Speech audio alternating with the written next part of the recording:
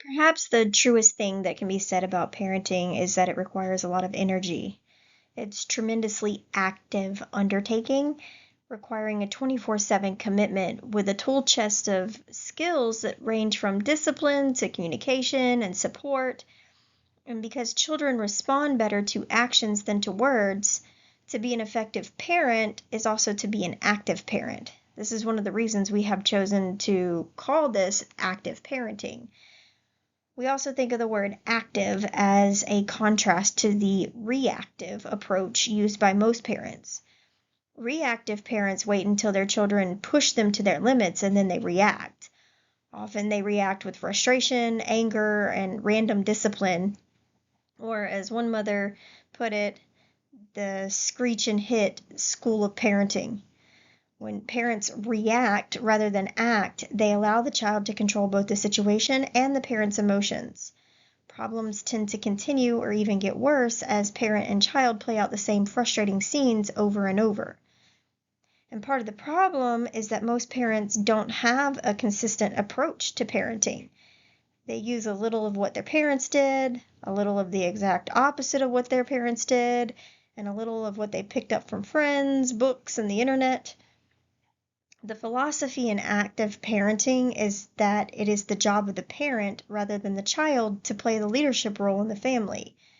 And this course is going to help you to clarify your own goals for your child and teach you effective methods for leading your child toward those goals.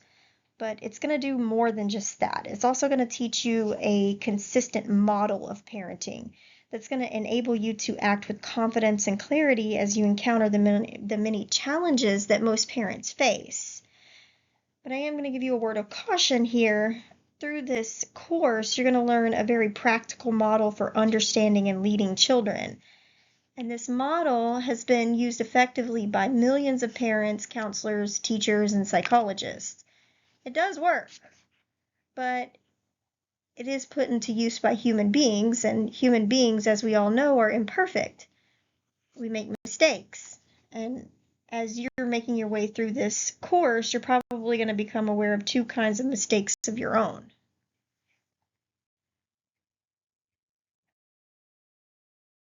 First, you may realize or recall mistakes that you've made in your own parenting, and almost everybody does. So it's going to be helpful to recognize these mistakes and learn from them. But it's also important to let them go. They're in the past, and it's useless to dwell on them now, so it's going to be much more productive to concentrate on being just a more effective parent in the present and in the future.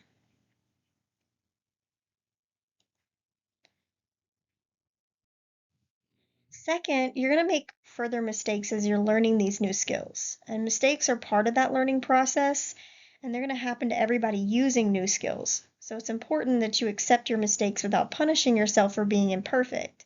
If you're too hard on yourself, you not only make yourself feel bad, but you also put limits on your learning.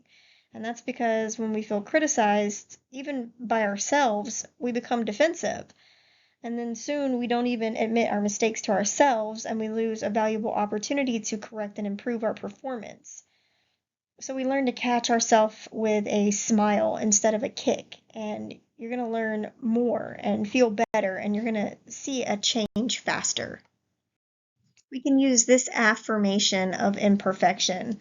I accept that I am an imperfect parent, that I have made mistakes in the past, and that I will continue to make mistakes in the future. I will not hide these mistakes, nor will I beat myself up over them. Instead, I'm going to catch my mistakes with a smile instead of a kick and learn what I can from them. And this will help me to avoid making the same mistake too often as I become a better parent. My goal is to be a very good parent, perhaps even an excellent one, but I will never be a perfect parent, and that's okay because my children are better off with an imperfect parent who can teach them the value of learning from their own mistakes.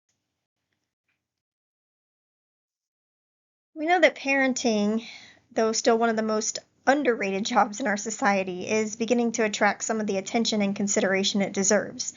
And after all, if the future of our society is our children, then the key to that future is going to rest on primarily the parents and the teachers. And a lot of schools and religious institutions and social service centers and all these other community organizations, They're responding to this responsibility by offering support to the parents through programs like active parenting.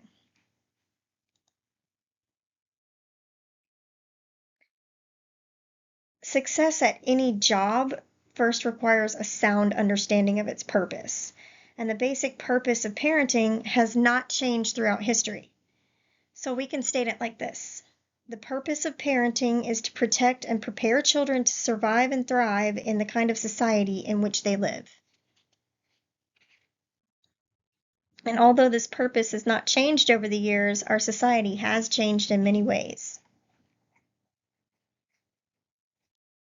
So, for example, it's more dangerous now.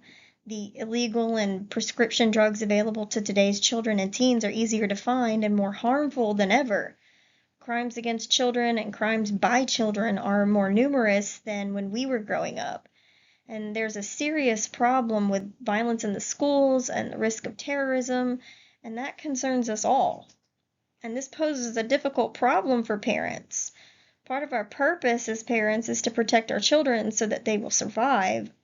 But if we overprotect them, we're not really preparing them to survive and thrive on their own. So keep in mind that the job of parenting is to work yourself out of a job. After all, the plan is for our kids to leave home someday and to survive us by many years. And that means preparing your children for independence. And so these three things here are going to help you do that. Well, first, we want to talk with other adults to get an idea of what risks are reasonable for your child to take in the community. So, for example, how old should they be when they're left home alone, and where is it safe for them to play? Second, we can join other parents at our child's school and organizations in our community to make a better place to rear our children. Get involved, be active. You're going to benefit. Your family's going to benefit, and so is the community. And then third, we want to allow our children to develop independence gradually. Active parenting is going to help you learn those skills that are going to encourage your child to build independence. And because children develop through various stages, appropriate behavior at one age may not be appropriate at another. And there's a lot of good books available to help you know what to expect at these ages and stages of development. And talking with other parents and your child's teachers are going to help you too. We also know that society is more diverse and more just. If the bad news about modern society is that it's become more dangerous, the good news is that it's become a little bit more just. We can be proud that our country was founded on the principle that all people are created equal. In fact, this concept of equality is a hallmark of democratic societies throughout the world. Unfortunately, the word all in the United States of 1776 really meant all white males who owned land. The rest were not even allowed to vote. But the ball of social progress was moving, and during the next 150 years, a lot of milestones as the end of slavery, the beginning of the labor movement, and the right of women to vote showed that we intended to fulfill the promise of democracy. And then in the 1950s, with the advent of television, the movement for social equality took a giant leap forward. We had Martin Luther King Jr., when he was speaking of his dream of equality for all humankind, television was there to carry that message throughout the world. And the civil rights movement brought about real change to our laws, to our attitudes about other people, to our expectations about what kind of people can succeed. One group after another began to demand, that they too be treated as equals. And today, no group accepts being treated as inferior or unquestioningly doing what they're told or speaking only when spoken to. The atmosphere of equality in which our children live has created a challenge for today's parents. We now have to contend with a generation of children who are no longer comfortable with the traditional child's role of inferiority in society. Today's children they're not going to be put up with just being seen and not heard or otherwise treated disrespectfully. So the methods that you're going to learn in this course are going to take into account the need for new approaches to leadership in a society of equals. But the concept that all people are created equal doesn't mean that all people are created the same. Differences between people are going to range from, the obvious, such as like how we look, to the subtle, like our dreams and our values. People also have different roles to play in society and different responsibilities that come with those roles. And in spite of those differences, we're each considered of equal value and worth under our Constitution. And that means that we're entitled to equal protection under the law, equal opportunity from employment, equal rights to make our opinions known, an equal right to be treated respectfully, just kind of to name a few.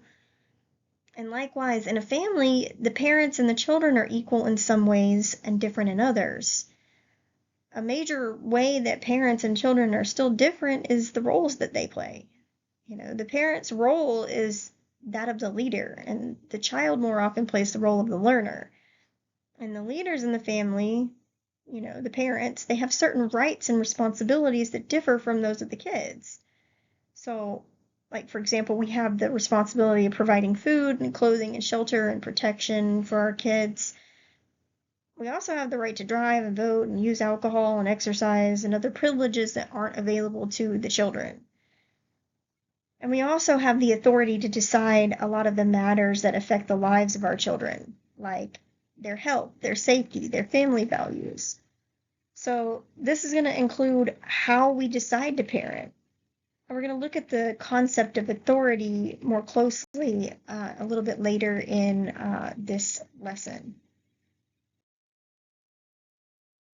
And we see that society changes lately at an increasing rate, and so today's high-tech society changes faster than any in history. Jobs and even industries that thrive in one decade may be gone the next. They're going to be replaced by new technologies that were undiscovered when we were in school. And never before has the media been able to penetrate our lives thoroughly through TV and internet and smartphones and watches and everything like it does today.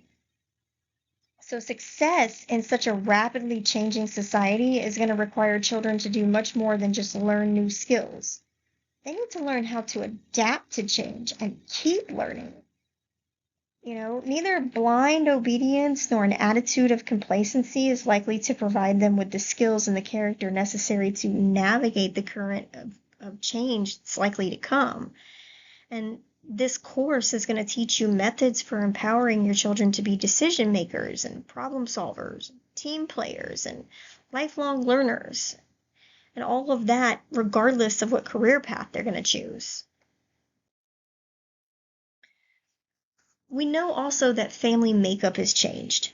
The change in society has affected the very makeup of our families. The traditional family of two biological parents and children is no longer the norm. More than half of all the children are going to find themselves in single-parent families or families that are blended together with parents and children from previous marriages. And a lot of other children are going to live with grandparents or same-sex parents or other caregivers with whom they share no previous ties at all. And no matter what type of family you have, the skills in this course are going to help you to develop the kind of relationship that you and your child need to thrive now and also in the future.